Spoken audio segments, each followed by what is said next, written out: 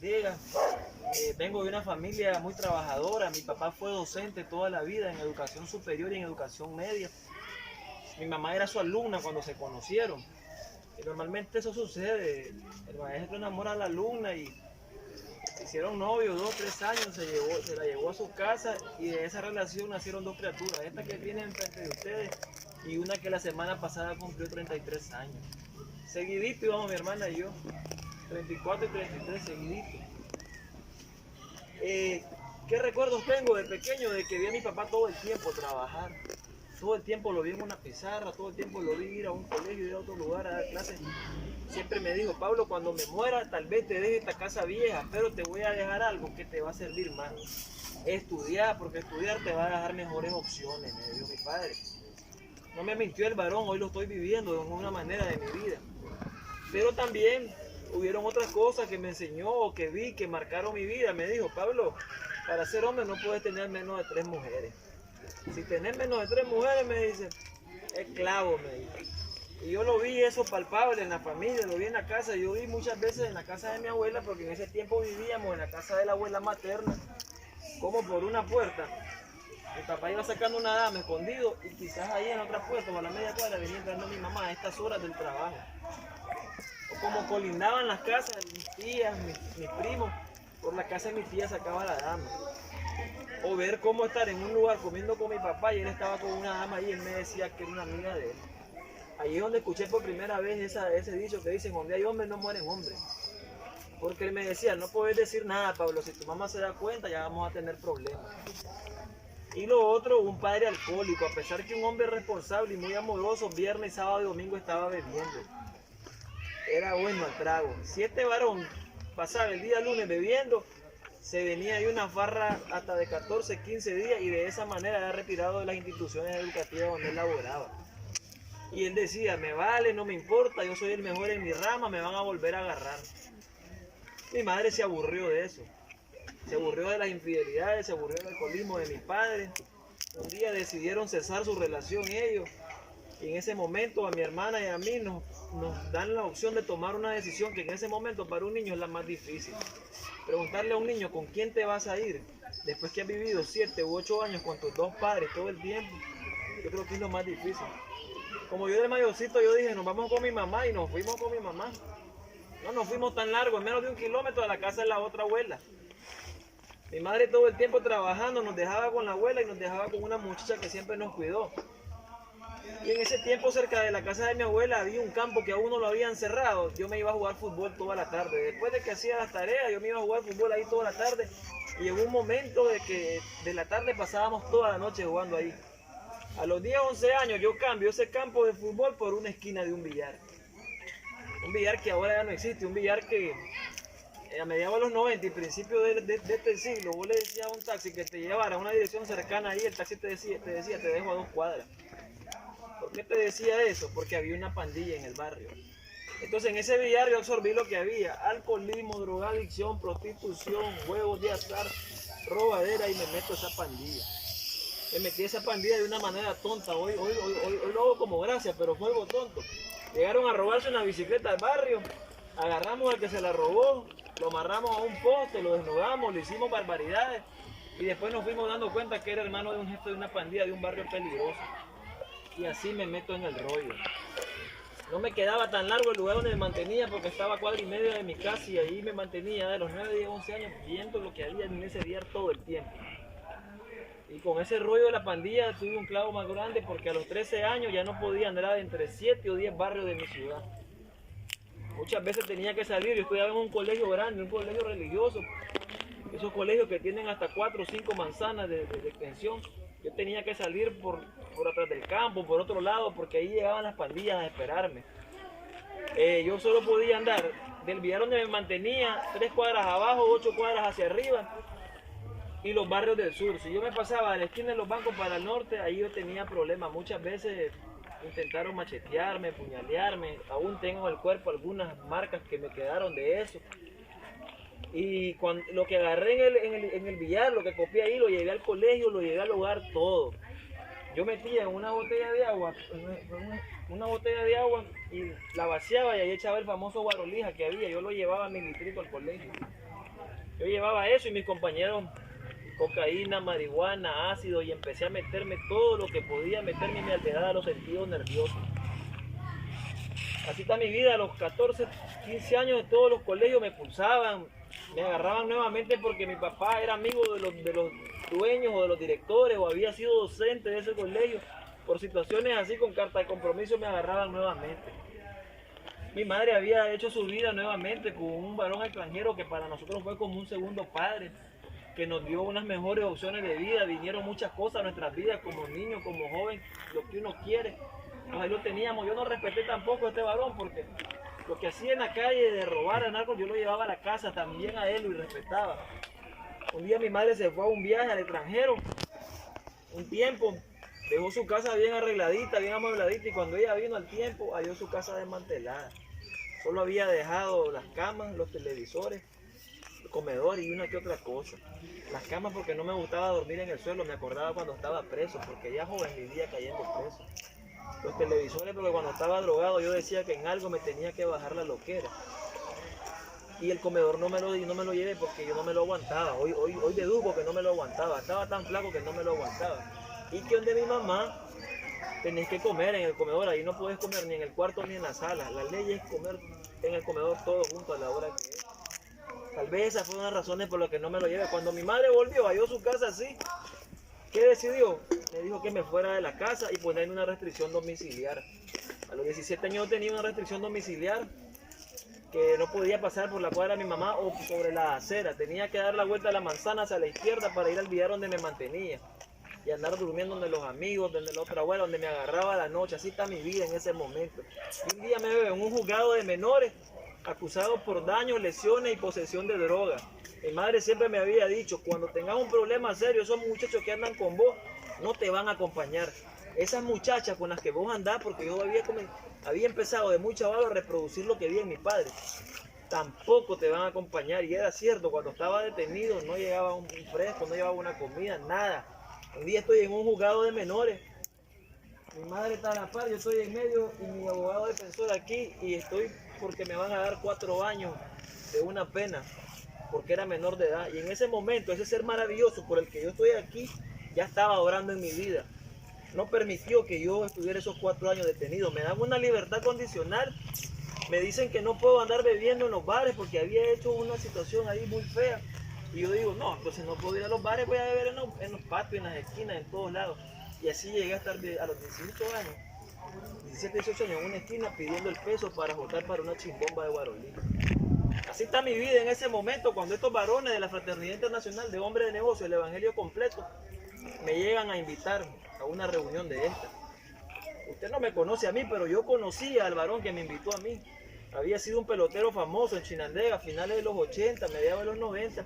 Se mantenía bebiendo con nosotros en el billar, se mantenía en todo el degenere que había ahí, y este varón había cambiado su manera de obrar, de caía con nosotros.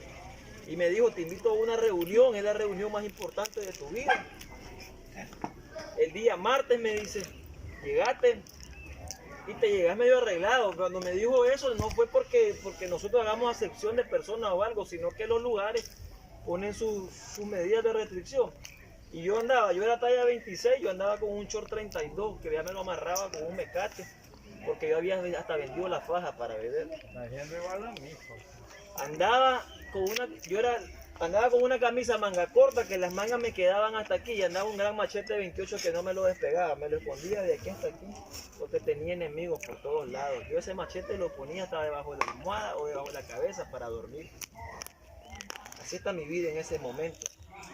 Llego al evento, llego al lugar, como era un restaurante ahí, un lugar que vendían comida, vendían cerveza, vendían guaro. Yo llego de un solo a la barra, me llevé a mi brother con el que tenía 4 años a andar en farra.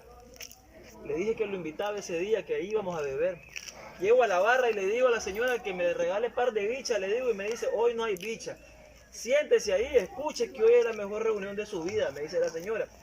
Sucedió lo que está pasando aquí, el maestro de ceremonia, la visión, el testimonio. Recuerdo que el testimonio era de la zona norte de Nicaragua, del lado septentrional, tal vez de Matagalpa. Habló de alcoholismo, habló de hijos abandonados, habló de que había perdido propiedades, habló de que estuvo a punto de la muerte y de que hoy tenía paz en su corazón. Cuando él habló de eso, de paz en su corazón, a mí me llamó la atención. Y él en ese momento dice, hoy tengo paz en mi corazón gracias a Jesucristo. Y gracias y por Jesucristo es que estoy aquí yo hoy. Cuando él habla de Jesucristo, tampoco me inmuta, no me impresiona. A mí me habían hablado de Jesucristo en mi casa todo el tiempo. Yo había estudiado en colegio religioso, también me lo habían presentado. Pero a mí me llamó la atención eso de que él decía que hoy tenía paz en su corazón. Este varón había hablado que en estos sobres le había arrancado un milagro a Jesús y que había arrancado un milagro que no lo había podido hacer en su fuerza. Dijo que cuando estos sobres pasaran por nuestras manos le pidiéramos a Jesús lo que nosotros no pudiéramos hacer. Miren, caballero, yo no les voy a mentir. Ese día le puse en el sobre que me regalaron un avión, aunque yo sabía que el avión no me lo iba a dar. Y que me diera un saco de reales, porque mi idea era que si el saco de reales venía, yo me iba a poner a beber el cuadro hasta que me muriera. Me voy en guiso, digo, y me voy a morir en guaro. No vino el avión, no vino el saco de reales, pero de manera sobrenatural comencé a ir martes a esas reuniones. 6 meses, sin faltar. Estos varones me invitaban a una reunión de preparación, porque esto se prepara para usted especialmente. Y yo por falta de compromiso no iba. Y había un error grande en mí. Yo salía del evento los martes y a la media cuadra estaba el día donde me mantenía yo a seguir en lo mismo. Me llevaron a un seminario, a las nubes del crucero. Seminario avanzado de entrenamiento para líderes, donde dan unas charlas. Antes era viernes, sábado y domingo. Hoy por cuestiones de salubridad se hace una vez cada mes y se secciona por regiones. En ese momento yo el día sábado yo me salí de la reunión. ¿Qué hice? Me salí de ahí del crucero y me fui a beber guaro para el lado de Iriamba con el brother que andaba. Luego dejé ir a estos eventos, pero yo todos esos martes que había llegado empecé a ponerle en estos sobres. Si querés algo conmigo, Señor, llévate el alcohol, la droga y los enemigos que tengo. 6 meses puse eso todos los martes. Y ahí el Señor nos hizo esperar, porque a pesar de que yo dejé ir estos eventos, yo después llegué a una sala donde dejé de beber, dejé de drogarme para la honra y gloria de Jesucristo. Hoy sobre 16 años de no beber, sobre 16 años de no consumir alcohol, sobre 16 años de no estar en esa esquina con esa pandilla. Las veces que volví fue para decirle a los jóvenes que había una nueva manera de vivir y para hablarles de Jesús, de que podían restaurar su vida. Mis padres, al ver que había mejorado en esas áreas de mi vida, me dijeron: tenés que seguir estudiando. Elegí una carrera, buscá dónde vas a ir. Fui a otra ciudad a estudiar, ahí no volví a beber, no volví a consumir, pero seguí en los mismos. Andaba en andanzas con mujeres, andaba con amigos. Cuando sos universitario y llegas a otra ciudad, ahí se congregan estudiantes de todos lados. Yo andaba con amigos de todo Nicaragua haciendo desastres, haciendo barbaridades y comencé a cometer otros delitos que no había hecho: estafa grabada, usurpación de identidad, mañas, más mañoso me volví. Y de repente un día me dijo mi madre: ¿vas a estar el año de la carrera? No. Entonces me dice: se me viene, y así me voy a Chinandega. Y mi papá me da la última oportunidad de que venga a estudiar de aquí a León. Así vengo a la ciudad de León yo. Vengo a la ciudad de León y cuando vengo a la ciudad de León, clasifico en la carrera que quiero en ese momento. Estoy con las ideas de que voy a hacer lo que tengo que hacer como profesional, pero sigo en lo mismo. Había avanzado en ciertas situaciones de mi vida profesional, pero hace 5 años, mi vida en ese momento, probablemente profesionalmente o académicamente, había avanzado en muchas cosas, pero yo hace 5 años estaba viviendo un proceso en mi vida que yo tengo 2 hijos, dice. Mi hijo mayor, cuando él iba creciendo, nos dimos cuenta que de cada 5 palabras que él decía, 3 las cortaba. Y a mí me dijeron que lo llevara donde un especialista. Porque yo decía: es que la mamá no lo relaciona con otros niños y por eso no habla bien. Y cuando lo llevo donde los especialistas me dictaminan de que mi hijo padece de una condición humana que se llama Asperger, que es un autismo multifuncional. Que los seres humanos nacen con eso, crecen, si alguno se reproduce, se va a reproducir, pero va a morir con esa condición. Quizás para su mamá en ese momento era como el fin del mundo, pero como yo estaba en otras cosas, me puso triste, pero en ese momento no entendía cómo eran las cosas.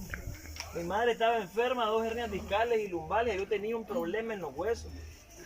La carrera en la que estaba no avanzaba por ciertas situaciones que yo tenía en ese momento en la universidad. Tenía una deuda en moneda extranjera y en miles. Tenía otra situación con mi niña menor que tenía un problema en la hemoglobina, con su sangre. Y con la pareja que tenía en ese momento, lo que estaba viviendo verdaderamente era un desorden, era un infierno, por decir así. Así está mi vida hace 5 años. Y con tantos problemas que tenía, lo primero que pensé fue yo colgarme en una solera de mi cuarto. Pero uno de mis amigos que me insistió bastante de que yo viniera a este ministerio, porque él me vivía invitando a este ministerio, yo lo había visto cambiado, yo lo había visto transformado. Incluso le llegué a preguntar que qué estaba pasando con su vida, que si iba a una iglesia. Y él me dijo que no, él lo que me dijo era que estaba asistiendo a estas reuniones. Y yo le dije a él, llévame. Hasta le puse una condición, si me regalaba el plato de comida, yo voy con vos a la reunión, como yo sabía que era esto. Y yo con la necesidad y poniendo condición todavía. Vine a esta reunión nuevamente. Mi líder me invitó a que fuera a ese seminario que hace 16 años yo me había salido, y en ese seminario esta vez sí abrí mi corazón a Jesús. Ahí sí escuché las charlas verdaderamente como era. Me hablaron del hombre de valor y yo pensaba que era hombre de valor porque como mi padre me había enseñado que el hombre de valor no podía tener menos de 3 mujeres, y yo en esa clase de las mujeres yo había hecho desastre. Me hablaron del hombre de valor y yo decía que era un hombre de valor porque como había sido vago, había sido pandillero, fuera grande, gordo, flaco, chiquito, yo iba sobre porque eso me enseñaron en la calle. Y ahí me doy cuenta que yo estaba reprobado en ese tema. Me dicen como un vaso frágil. Me dicen que el hombre de valor es el que respeta a su prójimo como tal. Ahí estaba reprobado yo. De ahí me hablan de la familia. Yo pensaba que yo tenía mi familia porque mis hijos tenían mi apellido, porque los fines de semana iba a mi ciudad a engañar a mis papás como siempre. Y me dicen que la familia es el núcleo que Dios bendice, de que uno debe honrar a su padre y a su madre. Y yo nunca había honrado a mi padre y a mi madre. Siempre, verdaderamente, yo había sido la vergüenza de ellos. Quizás nunca me lo dijeron, pero yo había sido la vergüenza de ellos. Hablan de la finanza, y cuando hablan de la finanza yo digo, ese es mi tema.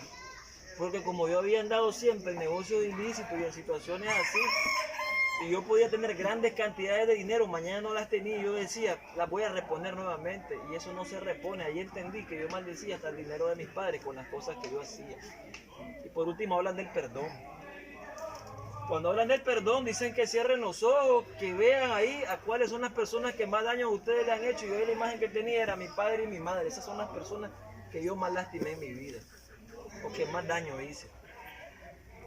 Nos dice que cuando salgamos de este seminario, vayamos a nuestras ciudades a pedirle perdón a esa gente.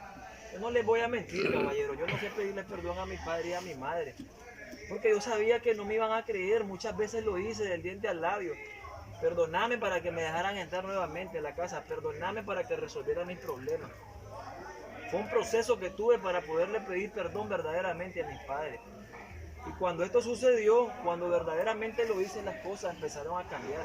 Yo cuando vine después del seminario empecé a servir, a poner el café, el agua, a estar afuera de un hotel esperando que llegaran los invitados, a llevar un montón de muchachos que podía invitar para que vinieran a estas reuniones y conocieran de Jesús. De repente un día me pusieron a dar la visión, otro día de maestro de ceremonia, y de repente un día le digo a mi líder, no ha venido el testimonio, faltan 5 minutos, ponete de pie, me dice, porque el testimonio sos vos, me dice. Y le digo, ¿qué voy a testificar? Vaya a ver lo que Jesús ha hecho en su vida, me dice. Y verdaderamente el Señor había obrado en mi vida. Había empezado a entender lo que me enseñaron en este ministerio, de que a través de la oración y una relación personal con Jesús, las cosas comenzaban a ser diferentes. Mi líder me había comenzado a decir que hiciera cosas que normalmente era lo contrario de lo que yo hacía. Me decía, levantarte a orar a tal hora, y a esa hora era la que normalmente yo me estaba durmiendo porque yo llegaba de la calle. Y que todo yo lo podía resolver a través de la oración y a través de esa relación personal con Jesús. Fíjense que les hablaba de mi hijo. En ese momento que llego, el Señor comienza a trabajar con mi vida y con mi hijo diferente, un amor diferente, a ponerme un amor diferente. porque muchas veces yo le decía a la mamá, el fin de semana lo llego a traer, alistármelo, y muchas veces lo dejé ahí con su maletita hecha y yo no iba. Yo donde estaba, en algunas fiestas, con alguna dama, pero yo no aparecía. Y el Señor comenzó a trabajar conmigo diferente. Empecé yo a llevarlo a su cita, a la terapia, a llevarlo con los especialistas. Muchas veces me vieron como loco, porque ellas me decían que él iba a crecer y iba a morir con eso, que no era una enfermedad, que era una condición, que lo que me podían ayudar ellas era para que él empezara a integrarse y a tratar de ser lo más humano posible, de estar bien. Y yo le decía, mire, yo le sirvo a Jesucristo, que es un Dios poderoso, y en el nombre de Jesús mi hijo es santo. Me quedaba viendo como loco. De repente, eso fue un proceso, yo se lo estoy contando por el tiempo, así corto, pero fue un proceso de unos años que pasaron. Si había que llevarlo 3 veces en el día a la terapia, se había que llevar. Un día le hacen unos ítems o un test como de 600 ítems, 558 él tenía, bueno. Los otros, el problema siempre era en el habla. Y a mí un día un testimonio, estaba así dando testimonio en un capítulo y me dijo, dice el Señor, que vas a trabar la lengua de tu hijo. Y yo me quedé incrédulo, porque uno viene incrédulo. Y yo seguí llevando a mi hijo. Y de repente un día me dijo el especialista, mire don Pablo, descartamos el Asperger y dictaminamos que hay un autismo leve, me dice. Pasó el tiempo, otro día con el tiempo me dijeron, descartamos ese autismo leve, hay un déficit de atención en su hijo. Y yo siempre les decía lo mismo cada vez que me decían eso. En el nombre de Jesucristo mi hijo es sano. Dice que en 2019 lo llevo y el especialista, había otra que me conocía porque habíamos coincidido en la secundaria. Y ella lo vio en cierta área de ese problema que él tenía. Y me dice en 2019, mire don Pablo, me dice, la verdad que muchas veces lo vimos como loco, pero fíjese que su hijo nunca había visto a alguien que avanzara tan rápido como lo ha hecho su hijo, me dice. Y cuando él tenga 11 años no van a haber secuelas de que hubo un problema o que hubo una situación de esa, una condición de esa en su vida. De ese Jesucristo poderoso es que nosotros hablamos y al que le ando sirviendo. Busquen, investiguen ahí qué es el Asperger o qué es el autismo y van a darse cuenta qué es eso. Hoy tengo un hijo que habla hasta de más. Antes no se integraba con otros niños cuando era más pequeño para jugar. Hoy ahí está jugando con todos los niños. Hoy a cada rato voy a la escuela porque me llaman a ponerme quejas y el especialista me dijo, eso quiere decir que está bien, me dice, porque si él no hiciera nada, dice, estuviera siguiendo teniendo los problemas, me dice. Me le ha regalado unos dones el Señor. Yo le doy a él una caja de plastilina y le digo que a todos ustedes los haga igualito como muñequito y lo hace igualito. O le doy pintura o algo para que dibuje y lo hace. Entonces, de ese Jesucristo poderoso es el que hablo yo. Mi mamá, yo les decía, 2 hernias discales y lumbalgia, pasó años con esa situación ella de salud.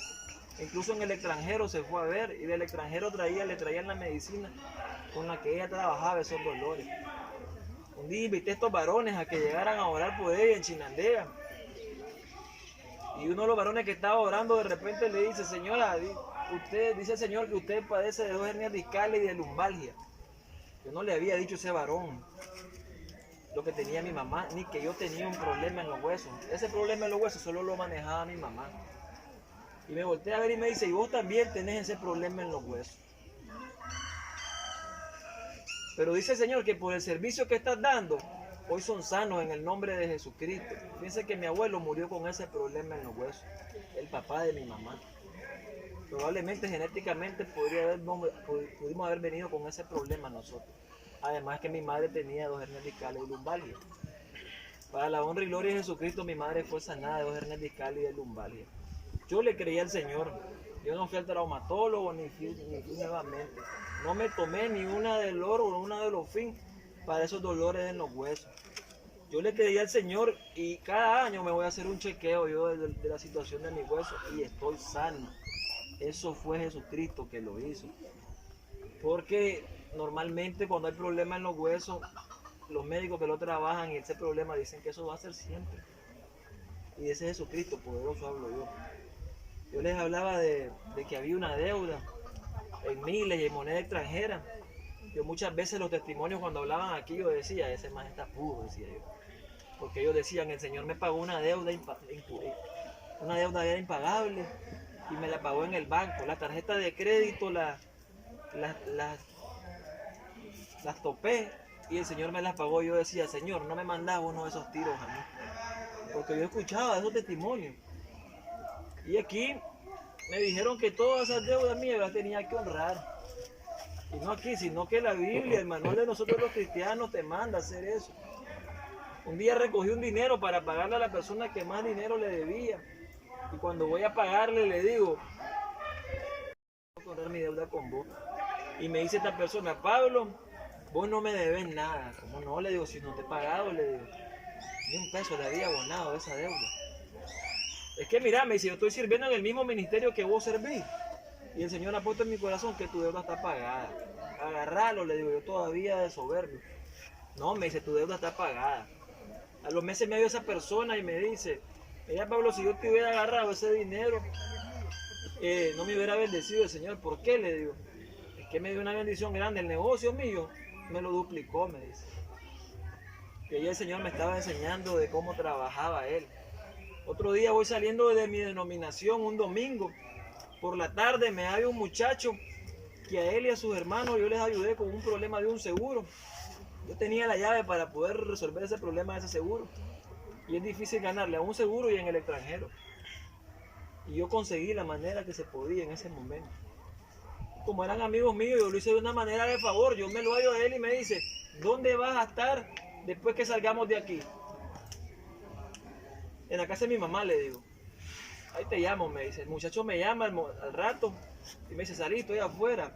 Baja a la ventana del automóvil donde andaba, me da un sobre con un dinero y me dice, aquí te manda mi mamá. No, hombre, le digo, tranquilo. Me pone la señora al teléfono y me dice la señora, recíbalo en el nombre de Jesús. Y como estos varones a mí me han enseñado que todo lo que ven en el nombre de Jesús lo agarre, yo agarro.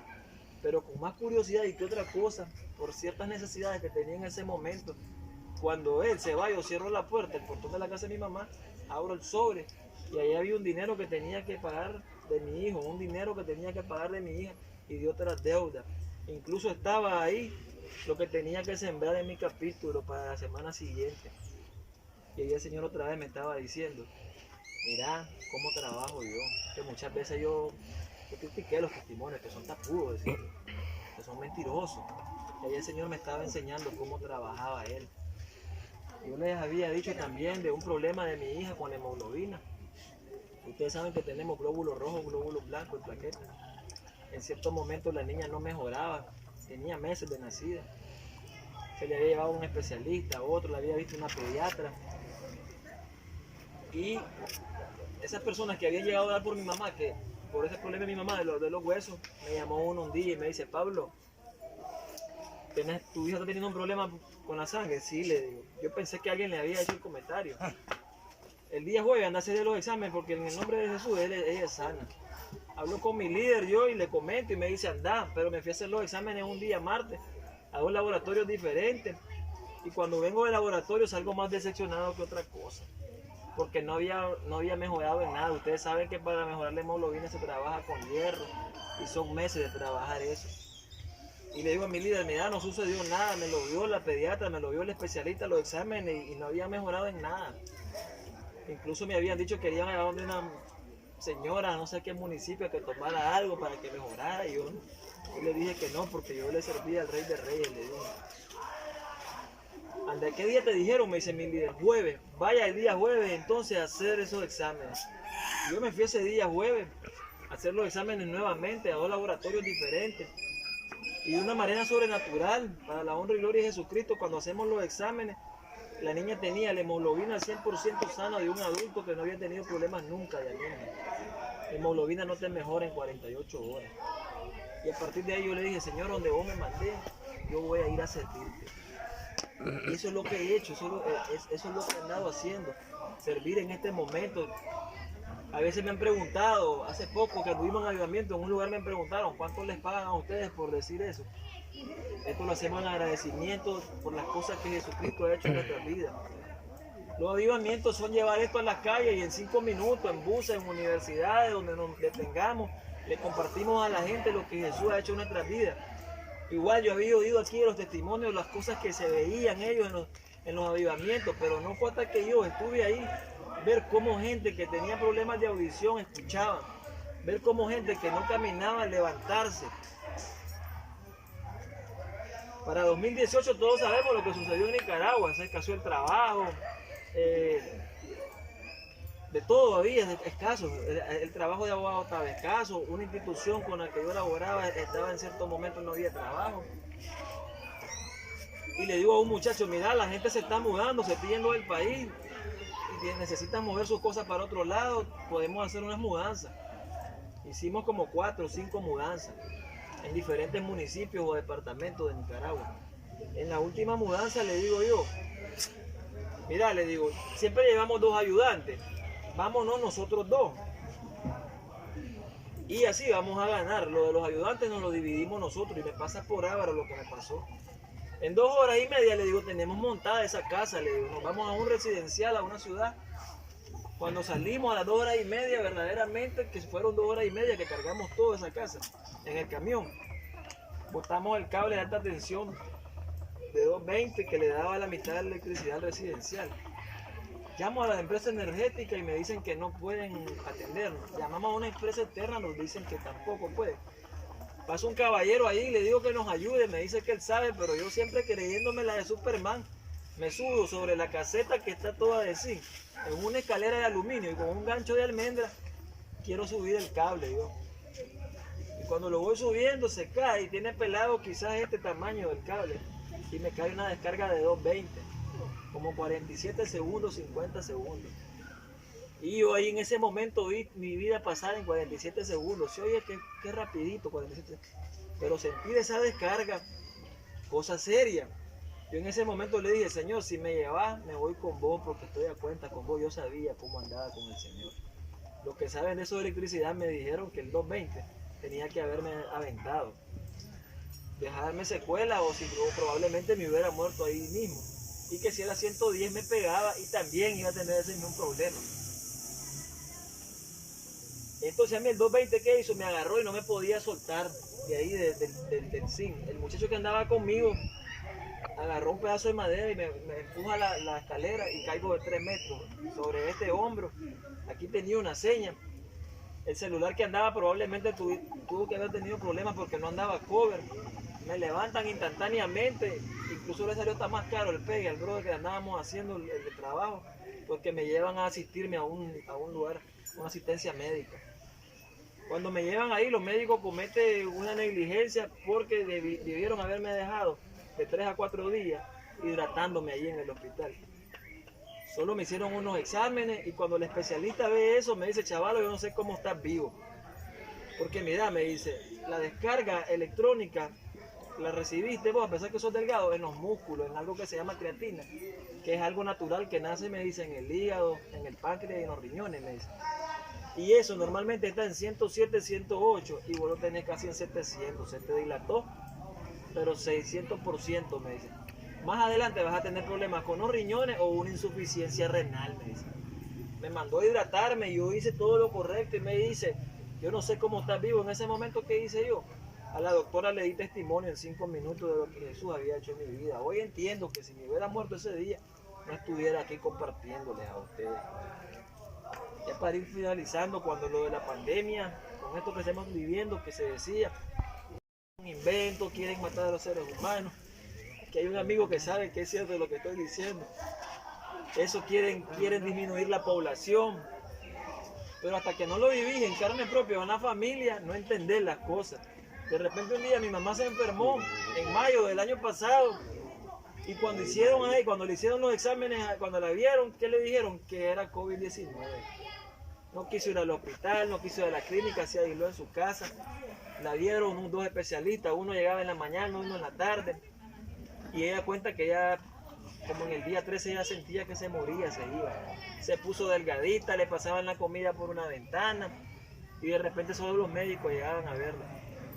Yo a todos mis compañeros les pedí que oraran por esa situación de mi madre. Todos oraron en mi capítulo y a muchos compañeros cristianos les dije que oraban por la situación de mi madre. Un día era madrugada orando, sentí que tenía que ir donde ella y fui donde mi madre. Le dije a mi hermana que que quería orar por mi mamá, imponer manos. Y me dijo, vos sos un irresponsable, me dice, vos sos loco. Y cuando uno ha sido lo deja en la casa, lo primero que te ven es como loco. Pero al final me dejó pasar ella. Pasé, le di un beso a mi mamá. Yo creo que ni sabe ella que lo hice en ese momento, porque no me reconoció. Me puse a orar por ella. Y miren, el Señor siempre es fiel, por eso nosotros estamos aquí siempre. Ahí está mi mamá sanita. Ayer que estuve con ella en Chinandega, ayer me estaba regañando. Pero me da más alegría esos regaños a que no la tuviera. Estuviera en mayo cumpliendo un año de que mi madre hubiera fallecido. Entonces por todas esas cosas es que yo estoy aquí frente a ustedes, contando las maravillas que Jesús ha hecho en mi vida. Ya les hablé de alcoholismo, drogas, situaciones que la ciencia médica dice que no tienen cura. Yo fui sanado de eso para la honra y gloria de Jesucristo. Hoy entiendo que el Señor ha tenido un proceso conmigo que ha ido paulatinamente, y esto empezó hace 16 años o más cuando me invitaron a esa reunión por primera vez.